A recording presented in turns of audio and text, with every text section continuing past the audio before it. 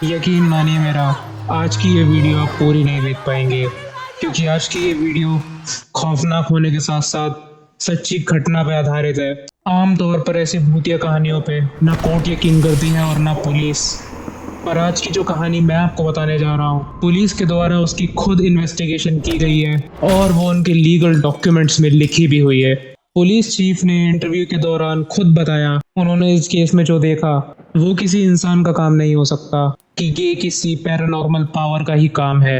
आपका स्वागत है डार्क सीरीज के एक और नए एपिसोड में, और मैं रिकमेंड करूंगा कि आप इस एपिसोड को अकेले तो बिल्कुल भी मत देखना। दोस्तों, ये कहानी है स्पेन में रहने वाली एक 18 साल की लड़की स्टेफानिया की। स्कूल के बाद उसने कॉलेज ज्वाइन किया। एक नॉर्मल लड़की की तरह उसकी लाइफ भी बिल्कुल नॉर्मल चल रही थी, लेकिन कॉलेज जाने के कुछ समय बाद उसके बिहेवियर में कई तरह के चेंजेस आने लगे। स्टेफानिया की फैमिली में टोटल 5 लोग थे। उसके बिहेवियर में आए इन चेंजेस को उसकी फैमिली में सारे लोग ऑब्जर्व कर रहे थे। जैसे कि कभी तो वो अपने भाई के ऊपर घुर्राती थी, कभी उसके ऊपर हमला करती थी, और कभी कभी अपने भाई के ऊपर चीखती चिल्लाती थी। अपने घर की दीवारों को नोच नोच कर खुद के नाखून तोड़ लेती थी, और अगले दिन जब वो उठती थी तो उसे कुछ भी याद नहीं रहता था। उसके घर वाले इसके इस बिहेवियर से बहुत ज्यादा तंग आ चुके थे। स्टेफानिया के पेरेंट्स ने उससे क्लियर बात करने की सोची। उन्होंने उससे पूछा कि आखिर वो ऐसी हरकतें क्यों कर रही है। इसके जवाब में स्टेफानिया ने बताया कि वो खुद ये सारी चीजें नहीं करती है, उसे एक साया नजर आता है, वो उसे ये सब चीजें करवाता है, और जब वो ऐसी हरकतें कर रही होती है तो उसे खुद को होश नहीं होता कि आखिर वो क्या कर रही है। जैसे जैसे दिन गुजर रहे थे स्टेफानिया की सेहत भी गिरती जा रही थी। स्टेफानिया की पूरी फैमिली कैथोलिक क्रिश्चियन थी। एक दिन स्टेफानिया के पेरेंट्स ने उसके बुक शेल्फ में रखी हुई काले जादू की कई किताबों को पकड़ लिया। तब उन्हें पता चला कि स्टेफानिया ब्लैक मैजिक की प्रैक्टिस कर रही थी उनसे छुप के। इन सब चीजों को देखकर स्टेफानिया के पेरेंट्स ने उन सारी बुक्स को तुरंत अपने घर में से हटा दिया। पर उन सारी बुक्स को हटाने के बाद भी स्टेफानिया की सेहत में कुछ फर्क नहीं आ रहा था। उसकी सेहत तब भी दिन पे दिन गिरती जा रही थी। उसके साथ जो चीज़ें हो रही थी वो तब भी होना कम नहीं हुई। उन्होंने स्टेफानिया को शहर के सबसे टॉप डॉक्टर्स को दिखाया, पर वो भी उसकी बीमारी को ढंग से समझ नहीं पा रहे थे। उसकी रिपोर्ट ज़्यादातर नॉर्मल ही आती थी। उनका कैथोलिक चर्च पर काफ़ी अटूट विश्वास था, तो उन्होंने अलग अलग तरह के प्रीस्ट को भी स्टेफानिया को दिखाया, पर तब भी उसकी हालत में कोई सुधार नहीं हुआ। 1991 में एक दिन ऐसा आया, स्टेफानिया की कमज़ोरी इतनी ज़्यादा बढ़ चुकी थी, वो इतनी ज़्यादा कमज़ोर हो चुकी थी कि उसके पेरेंट्स को फाइनली अब उसे हॉस्पिटल में एडमिट करवाना पड़ा।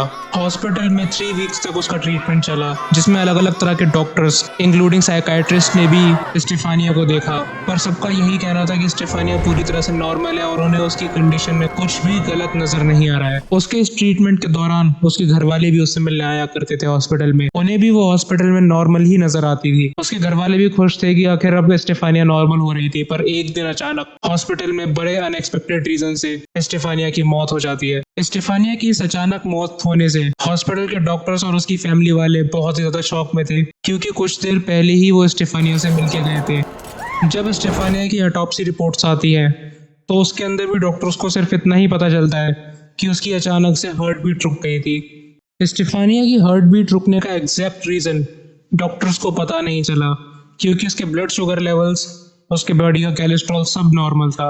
उसकी फैमिली वाले उसका अंतिम संस्कार करके अपने घर आते हैं। घर आने के बाद स्टेफानिया के पेरेंट्स उसकी हर छोटी छोटी चीज़ को उसके रूम में संभाल कर रखते हैं, और फिर वो उसके रूम को लॉक कर देते हैं, और सिर्फ कभी कभार उसके अंदर सफाई करने ही जाते हैं। 1 हफ्ते तक सब कुछ नॉर्मल रहता है, लेकिन 1 हफ्ते बाद उसकी मॉम जब उसके रूम को देखती है तो वो हैरान रह जाती है।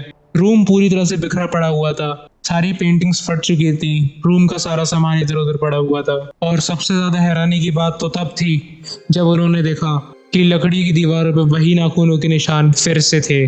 स्टेफानिया के मरने के बाद उसके पेरेंट्स ने उसके रूम का रेनोवेशन करवाया था, जिसके अंदर वो सारी लकड़ियों को रिपेयर कर दिया गया था जो उसने नोच के खराब कर दी थी। पर अब नई दीवारों पे भी उसके निशान फिर से थे। शुरुआत में उन्हें ऐसा लगता है कि ये उनके किसी पड़ोसी का भद्दा मजाक है, पर उन्होंने जब पड़ोसियों से इस बात की पूछताछ की तो पड़ोसियों ने मना कर दिया। एक बात और जो उसकी फैमिली वालों को परेशान कर रही थी वो थी उस कमरे में फैली हुई ठंडी हवा। स्टेफानिया का कमरा बहुत ही ज्यादा ठंडा रहता था। ये सब देखकर वो परिवार इतना घबरा गया कि उन्होंने इस कमरे को हमेशा हमेशा के लिए बंद कर दिया। पर जिस दिन उन्होंने स्टेफानिया का कमरा बंद करा था उसी रात उन्हें उसके कमरे में से मम्मी मम्मी चिल्लाने की आवाज़ें सुनाई थी। ये आवाज़ सुनकर पूरा परिवार घबरा गया, क्योंकि वाकई में ये आवाज़ स्टेफानिया की ही थी और वो मदद के लिए चिल्ला रही थी। जब वो स्टेफानिया का कमरा खोलने के लिए जा ही रहे थे, तभी कुछ ऐसा होता है कि वो दरवाज़ा खुद ही खुल जाता है और उस दरवाजे में से बहुत ही ठंडी हवा आ रही होती है। अब इस कहानी में जो मैं आपको बताने जा रहा हूँ, उसे सुनकर आपके भी रोंगटे खड़े हो जाएंगे। जिस कॉलेज में स्टेफानिया पढ़ती थी, उस कॉलेज की 4 टीचर्स उसके पेरेंट्स के घर पे आती हैं और वो सब उनके पेरेंट्स को बताती है। स्टेफानिया की एक फ्रेंड थी जिसके बॉयफ्रेंड की मौत अचानक से एक बाइक एक्सीडेंट में हो जाती है। इसी कारण से स्टेफानिया की फ्रेंड बहुत ही ज़्यादा दुखी रहती है। स्टेफानिया से उसकी फ्रेंड का दुख देखा नहीं जा रहा था, तो वो दोनों उसके मरे हुए बॉयफ्रेंड से बात करने का एक प्लान बनाते हैं। स्टेफानिया की टीचर्स बताती है कि वो, उसकी बेस्ट फ्रेंड और 2 और लड़कियां कॉलेज के पीछे बैठकर यूजा बोर्ड पे ब्लैक मैजिक प्रैक्टिस कर रही थी। वो यूजा बोर्ड के चारों तरफ एक एक उंगली लगाए बैठी थी। उस यूजा बोर्ड के ऊपर एक कांच का ग्लास उल्टा रखा हुआ था और वो किसी तरह से उसके मरे हुए बॉयफ्रेंड से कांटेक्ट करने की कोशिश कर रही थी। जब उनकी टीचर ये सब देखती है तो वो फौरन जाकर यूजा बोर्ड को तोड़ देती है और उनको ये सब काम करने से मना करती है। यूजा बोर्ड को तोड़ते ही वो सब देखते हैं कि टूटे हुए यूजा बोर्ड में से धुआं निकल रहा है और वो धुआं स्टेफानिया की नाक में जा रहा है। इसके बाद टीचर्स ने उन सारी लड़कियों को उनकी क्लासेस में भेज दिया। ये उसी समय की बात है जब स्टेफानिया के पेरेंट्स ने उसके बिहेवियर में चेंजेस देखना शुरू किए थे और उसकी सेहत भी खराब होना शुरू हुई। इसीलिए पेरेंट्स को भी इस बात पर विश्वास था। ये सब सुनने के बाद उसके पेरेंट्स को यकीन हो जाता है कि अब उनकी बेटी भूत के रूप में अब उन्हीं के घर में रह रही है। तो वो सोचते हैं कि क्यों ना उससे बात करी जाए। इसीलिए वो उसके रूम का दरवाज़ा खोल देते हैं। जब वो उस कमरे को खोलते हैं और कमरे का अंदर का हाल देखते हैं, तो उन्हें दिखता है कि वापस वो कमरा बिखरा हुआ पड़ा है। स्टेफानिया की फ़ोटो ज़मीन पे पड़ी थी। स्टेफानिया की माँ उसकी फ़ोटो को हाथ में उठाती है, तभी वो देखती हैं कि उसके सिर्फ चेहरे में आग लग गई। पूरी फ़ोटो सलामत थी, पर सिर्फ उसके फेस पर आग लगी थी और उसके फ़ोटो का फेस ही सिर्फ जल जाता है और वो डर कर उस फ़ोटो को फेंक देती है। ये देखकर उसके पेरेंट्स वापस उस दरवाजे को बंद कर देते हैं, उसके रूम को लॉक करके उसके आगे सोफ़ा सेट्स लगा देते हैं। लेकिन फिर दोबारा रात होते ही उस कमरे के अंदर से वापस स्टेफानिया की आवाज़ें आना शुरू हो जाती हैं। वापस वो दरवाज़ा खड़खड़ाने लगता है और खुल जाता है। जिन ताले और नट बोल्ट से उन्होंने उस दरवाजे को लॉक किया था, वो ताले और नट बोल्ट टूट जाते हैं और सोफ़ा सेट्स भी हट जाते हैं और वापस उस दरवाजे के अंदर से वैसी ही ठंडी हवा बहने लगती है। पूरी फैमिली इस घर को बदलने की बस सोच ही रही होती है, पर अगले ही रात कुछ ऐसा होता है जो अब तक इस घर में नहीं हुआ था। स्टेफानिया की माँ जब सो रही होती हैं, तो उन्हें अचानक से ऐसा महसूस होता है कि कोई भारी भरकम चीज़ उनके ऊपर बैठ के उनका गला दबा रही है। फैमिली अब इतनी ज़्यादा घबरा जाती है कि रात के 2:30 बजे वो तुरंत पुलिस को कॉल मिलाते हैं। पुलिस की 5 लोगों की टीम फौरन उनके घर पर पहुंचती है। वो जब पुलिस को सारी बातें बताते हैं, तो पुलिस पहले उनकी बात का यकीन नहीं करती, पर स्टेफानिया के पेरेंट्स उन्हें खुद घर में जाकर सारी चीज़ों को देखने के बारे में कहते हैं। स्टेफानिया के रूम में घुसते ही उन्हें बहुत ठंडी हवा महसूस होती है। पहले उन्हें लगता है कि इस रूम में कोई एसी लगा है, पर जब वो ध्यान से देखते हैं तो उन्हें पता चलता है कि उस रूम में कुछ भी नहीं था। पुलिस वाले भी कुछ ही देर में समझ जाते हैं कि इस जगह में कुछ तो गड़बड़ है। थोड़ी देर में उन्हें मम्मी मम्मी की आवाज़ें सुनाई देने लगती हैं। सुबह तक पुलिस वाले पूरी फैमिली के साथ रहते हैं।